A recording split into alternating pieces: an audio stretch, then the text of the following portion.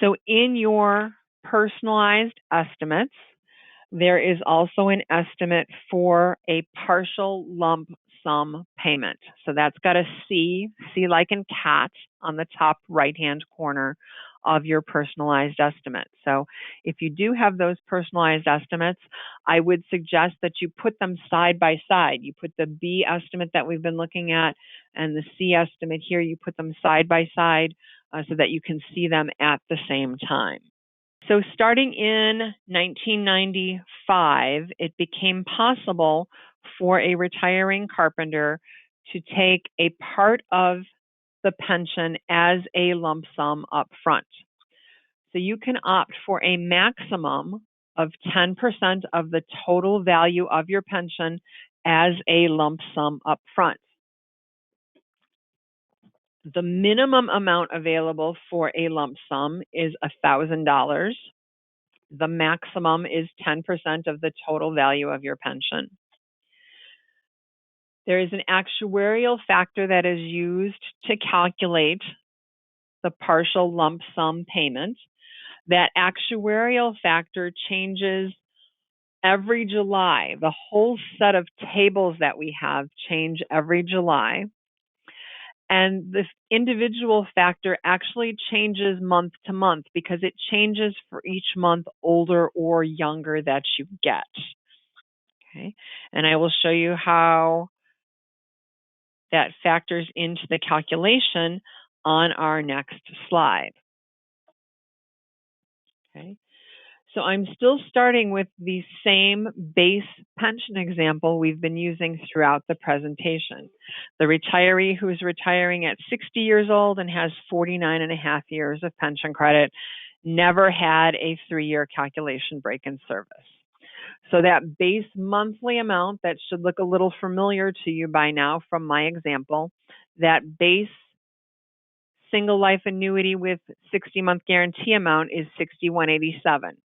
We multiply that by the 10%, which is the maximum percentage allowed on the partial lump sum payment, and that gives us $618.75. The actuarial factor for someone who is 60 years old, exactly 60 years and 0 months, is 209.0647.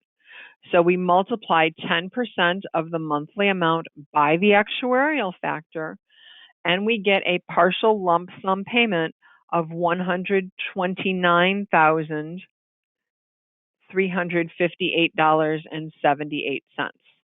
Okay. So if you choose to take advantage of the partial lump sum option, you could get, in this example here, $129,358 paid upfront the first month in which your pension begins. Okay, your individual calculation for that partial lump sum payment is shown on your C estimate in the personalized printouts that you received. Okay. Now, this lump sum, it's not a one and done type thing. It's not that you only get this $129,000 in my example here, or whatever your personal number might be. That partial lump payment is only part of your monthly pension. You still receive a monthly pension benefit for your lifetime. It's just a lesser monthly pension benefit because you're taking a chunk of your benefit up front. So to calculate the reduced pension amount, we start with that base $61.87.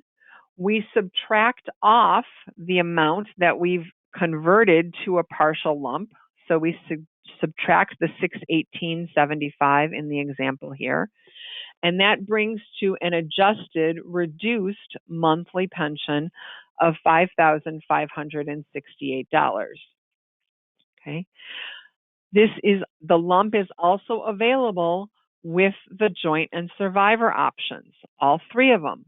Okay, it's just the calculation is a little bit different because we start with a lesser base monthly amount. So when we calculate the joint and survivor options, instead of starting here in this column in the green shading at the bottom where the red numbers are, in the prior example where we looked at the joint and survivors, we started with the base of $61.87. Well, because we're converting the 618.75 to a lump, when we do the joint and survivor calculations for someone who is electing a lump sum option, we start with the reduced adjusted monthly pension amount. So we bring this 5568 down. We do the multiplication for the joint and survivor factors, and you can see what the carpenter's monthly amount would be and what the surviving spouse's monthly amount would be for all three of the joint and survivor options. So the amount listed here, the amount listed on your personalized printouts, is 10%, the maximum lump sum amount that is available. If you're looking at these and you're thinking, well, I might be interested in a lump sum payment amount, but I don't want to take my full lump sum. I don't need $129,000 up front. Maybe I've got $20,000 left on my mortgage and, $5,000 left on my car, and I owe Visa $1,000, and I just want to add up those bills and pay off my bills and start retirement with a clean slate. My dad used to say, I don't owe anybody nothing. So he wanted always to start his pension, debt free. So if that's something you might be interested in, or, for whatever reason, you have a dream trip that you and your spouse want to take, and you're going to need $20,000 or $30,000 for that trip around the world. A lesser lump is possible, and you can see your personalized estimates for a lesser lump sum in two different ways. Number one, you can call the retirement benefits department at the fund office, tell them the amount of the lump sum that you're thinking of, $20,000, $30,000, $70,000, whatever the monthly amount, whatever the lump amount might be. And the service representative at the fund office can generate an estimate for you, and can even email that to you, usually the same day, or we can certainly put it out paper mail if you prefer something to come out to you through the post office. The quicker, faster, easier way, which would even allow you to play with multiple scenarios, is for you to register for our new participant portal. You can generate these individual estimates on the participant portal yourself. You can check out what the estimate would be for a lump of $20,000, or for a lump of $21,000, or for a lump of $70,000. You can do all of those calculations on the portal, and have instant results right in front of you where you can see these different options available to you. The pension is federally taxable. Okay. As far as whether or not the state taxes your pension, it depends on the individual state in which you will reside as you are drawing your pension when you are retired. Currently, Illinois does not tax pension monies. Okay, but the pension is definitely federally taxable. As part of your pension paperwork that you will complete when you apply for benefits, you will fill out a federal tax withholding form, and you will let us know whether or not you want us to withhold federal taxes from your monthly pension benefit amounts. So if you are residing in a state that taxes your pension, you will have to pay your taxes directly out of your pocket to your state. We do not do state withholding. We only do federal withholding. In order to find out which states do tax pensions, you want to speak with your individual tax advisor. The staff at the pension fund office are not tax advisors. We don't have that information, and we are not allowed to give any type of tax advice. This partial lump option is only an option. If you are not interested in the partial lump sum option, you certainly do not have to take the partial lump option. You can say no to the partial lump and just go on your way with your base monthly pension calculations and options that we're showing to you on your personalized B estimate. Okay. But if indeed you do want to take the lump option, the partial lump option, you will need to decide what to do with that payment. And I don't mean what you're going to spend it on. Are you going to take a trip to Vegas or a trip around the world, or are you going to buy a new boat? Although all those things might be nice, that's not what I'm talking about right here. You're going to have to decide how we pay that partial lump sum option. And you have a couple of different choices. Okay. Your first choice is on this slide here. We can pay that partial lump sum option directly to you, the carpenter. You will get that partial lump sum check at the same time you get your first monthly pension check. Okay. We are required, the pension fund is required to withhold 20% of that partial lump sum option and send it to the IRS for federal income tax. Just like the withholding on your paycheck, we take money out of the lump check and we send it on to the IRS.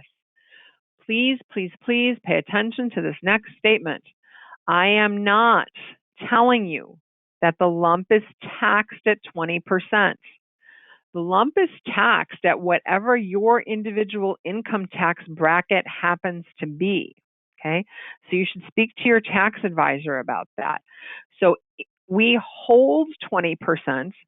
If your individual tax bracket is less than 20%, then you're going to get a refund from the IRS when you file the next year's taxes. If your individual tax bracket is actually more than 20%, then you might owe the IRS some more money on this partial lump sum payment. Okay? And actually, I should say we're required to hold at least 20%. If you think that your tax bracket or if your tax advisor thinks that your tax bracket will be more than 20%, we can certainly withhold a greater amount on this if you would like to. Okay, so you can tell us, oh, I want you to hold 25% or I want you to hold 28% or whatever it may be. Here on the partial lump sum option, this is your first option, payment made directly to you. And I would urge you really to talk to a tax advisor about this if you're interested in the partial lump option, especially if you're thinking of having that lump option paid to you, and sort of extra, especially if you're going to go on pension maybe toward the end of the year where you've had an entire year of active working income that's going to factor into your tax bracket. So the entire year of working income, of your paycheck income, you will add to that the amount of this partial lump sum payment, the gross amount of this partial lump sum payment. And then perhaps if your spouse works outside the home and your spouse also has working income, when you add all of those things together, it could have the impact of pushing you into a greater tax bracket if you have this partial lump sum option paid directly to you. Those are just things to think about. I am not a tax advisor, and I urge you to speak directly with your tax advisor about your options. But your next option with respect to payment of the partial lump sum is to do a direct rollover. Okay? We can do a direct rollover directly to a traditional IRA, your own personal traditional IRA, at any financial institution of your choosing. Okay. You can also roll this partial lump sum payment directly into your Mid-America Carpenters Supplemental Retirement Plan, the account that you have at John Hancock. Okay. That is certainly not mandatory. You are welcome to go with an individual IRA of your choosing at the financial institution of your choosing if you're interested in a direct rollover. If you elect a direct rollover, that partial lump sum option will not be taxed in the current year, but it will be taxed as you start to withdraw it from your traditional IRA or from the John Hancock Supplemental Retirement Plan. Okay. So as far as rollovers go, you can do a rollover directly to a traditional IRA or to your Hancock plan. That defers your taxes until you start to make withdrawals from that IRA or from the John Hancock plan. Okay. Your next option as far as a rollover would be to do a rollover to a Roth IRA. Okay. So if you're a little bit familiar with Roth IRAs, you would know that they are post-tax vehicles. So the rollover goes into the Roth IRA. it is still taxed in the current year that we make payments, and we are still required to hold 20% to send to the IRS for this taxable income. However, as you start to withdraw it from the Roth IRA, that income is not taxed as you make withdrawals. Okay, so if you're interested in a Roth IRA, you want to look at IRS Publication 590. You can just go to irs.gov and you can bring up Forms and Publications and you can search for Publication 590, and that would give you information on a Roth IRA.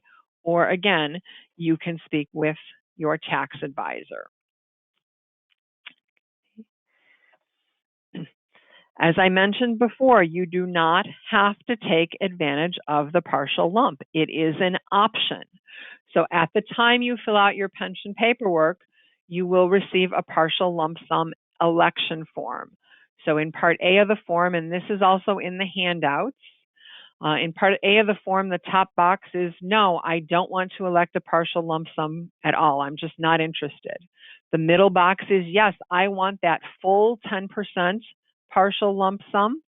And then the bottom box is, yes, I want a lump sum, but I want to elect a lesser partial lump sum. I don't want the full 10%. And then you will fill in the amount that you are going to elect here on this line. If you're not taking the partial lump, you check that top box, you sign this part of the form, and you're done. If you are taking the partial lump, in Part B, you have to let us know how we're going to pay that lump. Are we going to pay that lump directly to you where you do not want to roll it over? That's the top box. The bottom box in Part B is that you want to do a rollover. You check that. If you are going to do a rollover, on the back of this form, there is a Part C where you have to give us your financial institution information so that we know where to send that partial lump sum payment check. If indeed you want to roll over the check into your John Hancock supplemental plan, there's one more additional form that needs to be completed, and we can certainly help you obtain that from John Hancock, and we can help you with the John Hancock mailing address here. Okay. So this is what the form looks like. I will also say that under federal regulations, if you are married and if you are going to elect the partial lump sum payment option, there is an additional form where your spouse needs to consent to your taking the partial lump sum payment option. It is a federally required form because your taking the partial lump sum option will decrease the amount of the monthly pension payment your surviving spouse could be entitled to in case you pass away first. And the federal government says that the surviving spouse gets, that a spouse, kind of gets a say in the election of the partial lump sum option in the same manner that the spouse, kind of gets a say in whether or not you can take a single life annuity with a 60-month guarantee. So those are federally required forms that the Retirement Benefits Department must comply with.